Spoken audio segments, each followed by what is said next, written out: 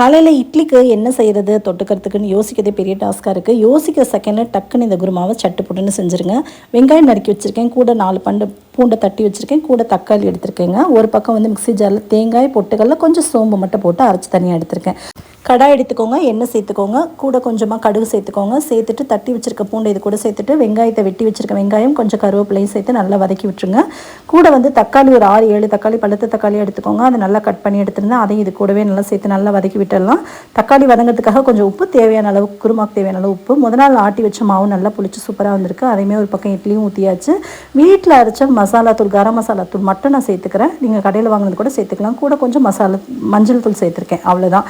உங்களுக்கு தேவையான வேறு ஏதாவது மசாலா நீங்கள் சேர்க்கணும் இருந்தால் கூட சேர்த்துக்கலாம். அரைச்சி வச்ச விழுதையும் இது கூட தேங்காய் பேஸ்ட்டையும் இது கூட சேர்த்துட்டு தண்ணிக்கு தேவைக்கேற்ப அட்ஜஸ்ட் பண்ணி நல்லா கொதிக்க வச்சுட்டு மல்லித்தலை தூவி இறக்குனீங்க அப்படின்னா நல்லா டேஸ்டியான குருமா ரெடி ஆகிடுங்க. இட்லிக்கு தொட்டு சாப்பிட்டு பாருங்கள், அடி தூளாக இருக்கும். கண்டிப்பாக ட்ரை பண்ணி பார்த்துட்டு எப்படி இருந்துச்சுன்னு மறக்காமல் கமெண்ட்டில் ஷேர் பண்ணுங்கள். தேங்க்யூ.